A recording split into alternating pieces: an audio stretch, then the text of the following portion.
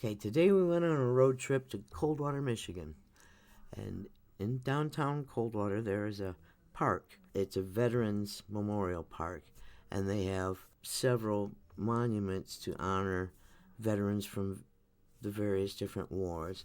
And the plaque that I want to talk about today is about Old Sam. And he was a Civil War horse. He started out in Coldwater. He lived at a home owned by Abram Fisk.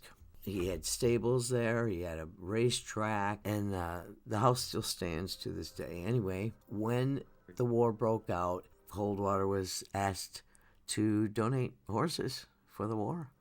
And they donated 200 horses, and one of them was Old Sam. He was a big draft horse. Now, all the other horses were 3 to 5 years old. He was 12 years old. And his job before that was to pull a streetcar from the train depot over to the big hotel. It was called the Southern Michigan Hotel. And then it was filled with tourists, visitors, and then he would go back to the train depot. That was his job. Well, now he was shipped off to Fort Wayne in Detroit to train to go to battle. And his job was to pull a cannon. The horse before him pulled the caisson. Now, you ever hear that song? And those caissons go rolling along. I never knew what that caisson was. It's the cart that holds all the ammunition, the cannonballs and the gunpowder. They go first. Then here comes Sam with this cannon. And the one he pulled was called a Parrott gun number 1. I don't know. I read it somewhere. So he's dragging this thing along during battle, and he was shot and wounded. He was in rough shape. 12 different battle sites.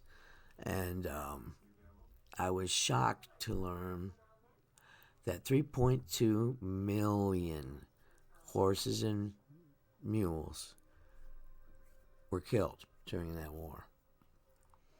I mean, they traveled everywhere. You know, there wasn't enough food to feed the men, let alone the livestock. So it was, wherever there was grass, they were trying to, scrounge something. They were skin and bones and wore out. And anyway,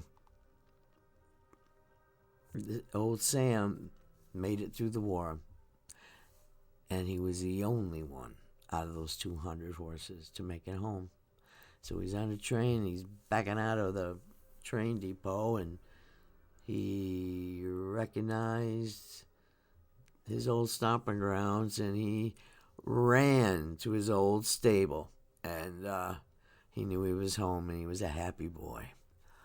So he lived out his days being honored, and he would lead the parades when there was a memorial for his comrades. And anyway, he passed away at age 27, and it was a sad day.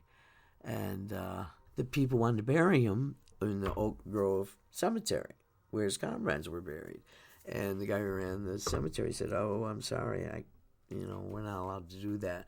But I want to tell you, myself and the sheriff will be out of town, on business." So it kind of gave the green light for those who were listening.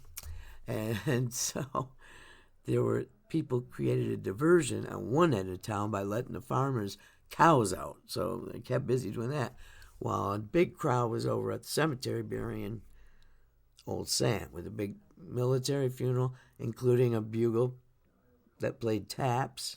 And they buried him, and they covered up the gravesite with leaves, and there was never a stone. And finally, there's a stone there, and at his gravesite it says, "Old Sam, hero of the Civil War, Loomis 1st Battery, April 4th, 1849 through November 8th, 1876.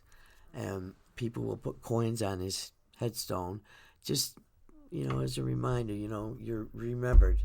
And we thank you for your service. He was a true war hero. And that story just touched me, and I wanted to tell it. And anyway, his Canon and the Caisson are at that park downtown with those other memorials. If you want to go see it, you can go to Coldwater, Michigan.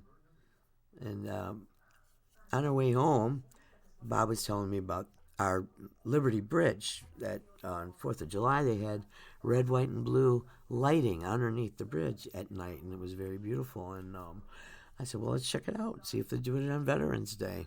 And sure enough, there it is. And whoever was in charge of doing that, I thank them personally because I think it's a wonderful tribute to our vets. And I want to thank all the veterans for their service. And God bless you all. Thank you for listening.